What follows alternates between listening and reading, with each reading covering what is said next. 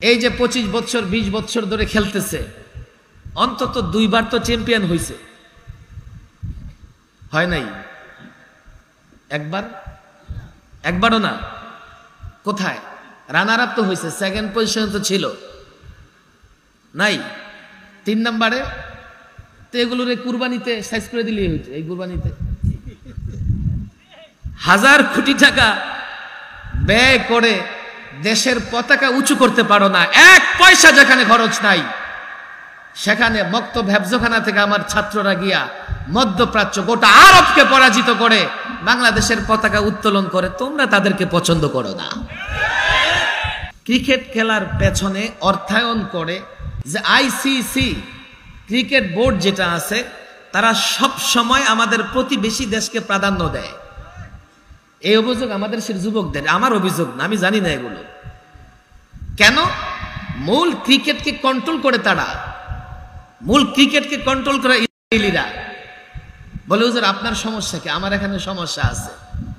কেন? এই ক্রিকেটের পেছনে সবচাইতে বেশি সময় নষ্ট করে ভারত, বাংলাদেশ, পাকিস্তানের মতো থার্ড কান্ট্রিগুলো। উন্নত রাষ্ট্রে ক্রিকেট নাই, ফ্রান্সে ক্রিকেট নাই, জার্মানিতে ক্রিকেট নাই, ইউরোপের অনেক দেশে ক্রিকেট নাই, জাপানে ক্রিকেট নাই। মিস্টার হিটলার নাম আমরা জানি, হিটলারকে দাওয়াত দেওয়া হয়েছে যে জার্মানি আর ফ্রান্সের ক্রিকেট ম্যাচ হবে, আপনি দেখতে আসেন। হিটলার বিকেল পর্যন্ত বসে বসে দেখছে, বিকেলে জিজ্ঞেস করে কে জিতেছে, তো তার আশেপাশের লোকেরা বলে এখনো বাকি আছে, কাল খেলবে, পরশু খেলবে, এরপরে দিন খেলবে, এরপরে দিন খেলবে, তারপরে রেজাল্ট আসবে।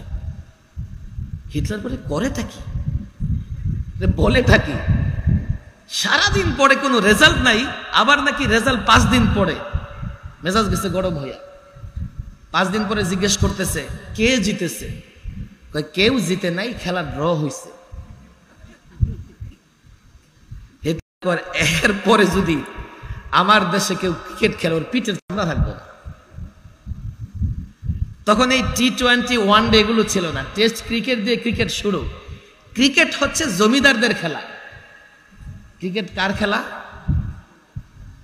আপনাদের হয়তো পছন্দ হইতেছে না, কারণ এখন সব তো ক্রিকেট পাগল, আমার কথা ক্রিকেটের বিরুদ্ধে যাইতেছে। জার্মানি, উন্নত রাষ্ট্রগুলো, এখন আমেরিকাও লম্বা সময় ক্রিকেট থেকে দূরে। তাদের হাতে তো ফালতু সময় নাই যে সারা দিন ভরে ক্রিকেট খেলবে, সারা দিন ভরে ক্রিকেট দেখবে। এ ফালতু সময় আছে আমাদের থার্ড কান্ট্রি তৃতীয় শ্রেণীর দেশগুলোর হাতে।